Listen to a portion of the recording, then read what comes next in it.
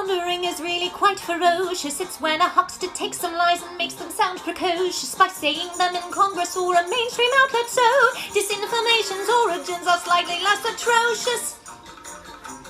It's how you hide a little lie. It's how you hide a little lie. It's how you hide a little lie. When Rudy Giuliani shared bad intel from Ukraine, or when TikTok influencers say COVID can cause pain. They're laundering disinfo and we really should take note and not support their lies with our wallet, voice or vote. Oh, information laundering is really quite ferocious. It's when a huckster takes some lies and makes them sound precocious by saying them in Congress or a mainstream outlet. So disinformation's origin seems slightly less atrocious.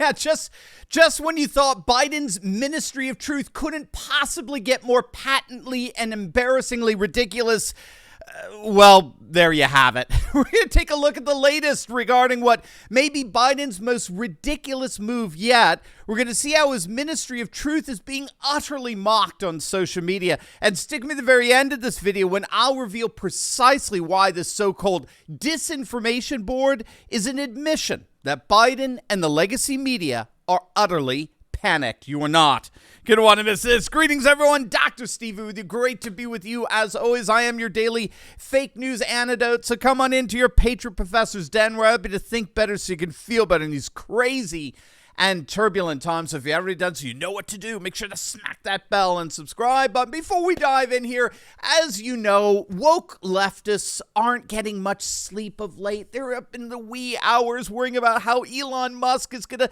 single-handedly destroy all their censorship efforts. But while they're despairing at night, you patriots can have the most wonderful night of sleep imaginable with the one and only MyPillow, designed by Patriot of Patriots, Mike Lindell. In fact, you can support patriots and get the best sleep of your life with their lowest prices in the history of MyPillow with code Turley. So, for example, usually classic MyPillow is $69.98, but now if you use code Turley, you can get your own classic MyPillow for just $19.98. And that applies, gang, to over 200 products in their catalog. So don't wait. Click on that link below. Get one for yourself. Get another one for the patriots in your life. Let's support Mike and MyPillow, and let's get the best sleep of our lives, all as woke leftists lose theirs. All right, so let's dive right in here, gang. The mass temper tantrum that the woke left has been having ever since Elon Musk bought out Twitter continues. Now, I'm sure you all know, the leftist lunatics in D.C. have come up with an utterly idiotic and insane proposal.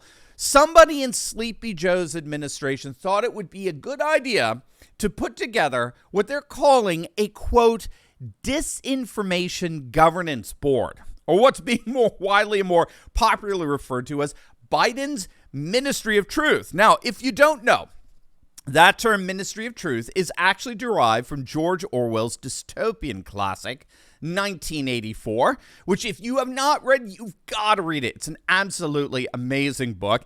In Orwell's classic, the protagonist, Winston Smith, works in what's called the Ministry of Truth. It's a governmental department that controls all information coming in from the news and from entertainment, from the arts, and education. And Smith's role at the ministry is to correct historical records to align with the messaging of Big Brother, which is the name for the novel's ruling totalitarian party. And so obviously with Orwell's novel in the background, it didn't take long for social media users to begin equating this ridiculous, farcical disinformation governance board with 1984's Ministry of Truth. And to make matters even more pathetic, more pitiful, if that were even possible, given the incompetence and incontinence that governs this White House, to make matters even more utterly preposterous, we soon found out who's in charge of Bumblin' Biden's Ministry of Truth. Turns out it's a 30-something left-wing nut by the name of Nina Jankowicz. Jankowicz, who is perhaps the single most unqualified person on the planet to do anything, as you saw with her pathetically lame attempt at being a Julie Andrews stand-in for Mary Poppins. By the way, I'm sorry you had to see that, and of course, I'm sorry for the therapy bills that might add up as a result of that. But nevertheless, that person who you saw earlier has now become the czar of disinformation governance. Revolver News had a great write-up on who this woke warrior really is. Some of the highlights. Jankowicz actually characterized criticism of the 2016 Russian collusion hoax as itself a Russian intel op. In fact, as it turns out, Jankowicz is actually a fan of the now fully discredited Christopher Steele dossier. She's also guilty of having pushed the Hunter Biden laptop lie as nothing more than Russian disinformation. She's also incurably woke. Take a look at how she handled the Taylor Lorenz doxing situation. Disgusting. Glenn Greenwald's attack on Taylor Lorenz fueled a Tucker Carlson monologue last night. Oh, we can't have that, can we? Online harassment against women is real. It is insidious, and it has offline effects. We have the receipts and your back. Now, this is absurd. Now, keep in mind, Taylor Lorenz doxed a woman. The founder of the Libs of TikTok is a woman. Glenn Greenwald's response to this was priceless. Quote, the completely deranged resistance cartoon freak who is now the head of the Department of Homeland Security's Ministry of Truth believes it is immoral for the richest and most influential corporate journalists to be criticized. So, as it turns out, this clown czar Jankowicz has a long history of spreading disinformation herself. Department of Homeland Security Mayorkas said it best. It would add to be one of the most explicit Freudian slips of late. Take a look at how Mayorkas characterized Nina Jankowicz over the weekend. Republicans are criticizing your decision, the administration's decision to choose Nina Jankowicz to lead this disinformation board. They say she is not somebody who is neutral. Your response? Eminently qualified, a renowned expert in the field of disinformation. Absolutely so. That is just too good. Yes, we would absolutely agree. Nina Jankowicz most certainly is an expert in disinformation. For once, we in the Biden administration actually agree.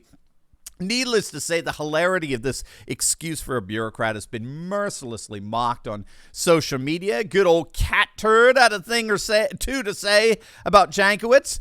I don't give an F what Biden's unconstitutional Ministry of Truth says. I'll say what I want, when I want, how I want. It's called the First Amendment. Talk to the paw, commies. Senator Marsha Blackburn wants to know, can Biden's Ministry of Truth define what a woman is?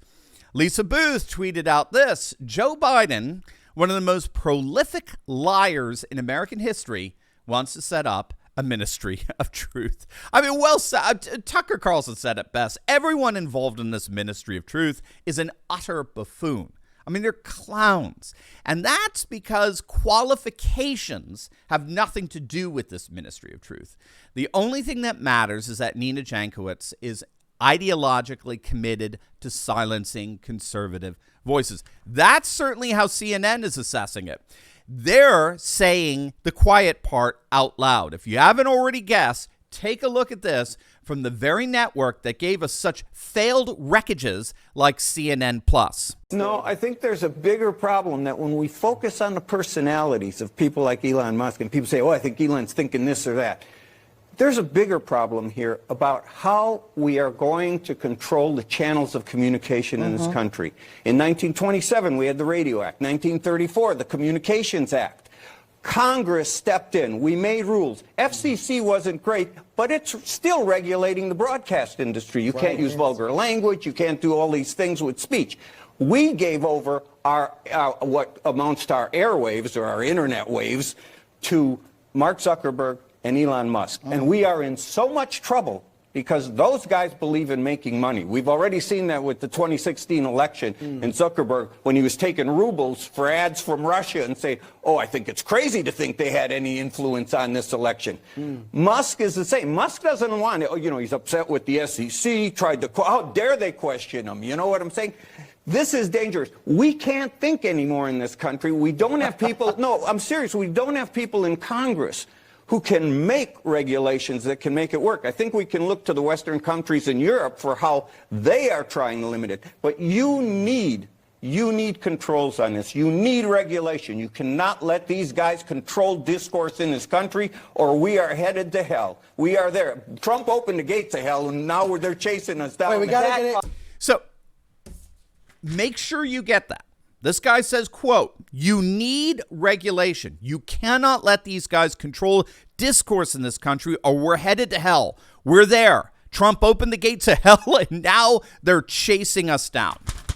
That's the world of CNN. But it's also the world of the bumbling Biden administration because they're basically the only ones left who continue to watch CNN. And as you can see, they're panicked. They are absolutely panicked over all this, and we're going to see precisely why. But first, what do you think of this shirt? George Orwell, did I call it or what? Well, you can get yours and one more for a patron in your life by visiting our merch store. One of the best ways of supporting this channel, all the while spreading Patriot hope far and wide, is clicking on that link below. Get one for yourself, get one for your patriots in life. Click on the link below or go to store.turleytalks.com. That's store.turleytalks.com. All right, if you're a regular to this channel, and if not, make sure to smack that bell and subscribe button. But if you're a regular, then you know why they're panicking here. You know why the left-wing activists in the media and the woke leftists in general are panicking over all this. It's because the world has changed in such a way that their monopolization over information is unraveling. And that's because of the rise of what's called the network society, which is a fundamentally different kind of social order that's rapidly replacing the old mass society that dominated the world in the 19th and 20th centuries, the centuries that gave us big media. So you see, in the industrial age of mass society, the big media conglomerates were able to monopolize and disseminate the information we had access to. I mean, do you remember the days of, the three news channels, ABC, NBC, CBS, and your big city newspapers, New York Times, Washington Post, Chicago Tribune, LA Times, right? That was the age of what's called mass society. It's the kind of society that characterized the 19th and 20th centuries and allowed these big media companies to basically monopolize the information we had access to. What we have to understand is that society is waning. And a new social order is rising, one that scholars call the network society. And a network society relates us to one another by virtue of networks, specifically the internet, by which we can communicate with one another directly through instantaneous digitalized information. So think about it this way. If mass society was characterized by the post office, the network society is characterized by email, texting, and instant messaging. With these digitalized networks, we can bypass the old big media conglomerates in the same way that email and texting bypasses the old post office. And as a result, the legacy media no longer has a hold, a monopoly over information because news and information has been digitalized and it's in a sense been democratized. It's been decentralized and distributed through global networks such as CNN, ABC, the New York Times. They can't control the information anymore.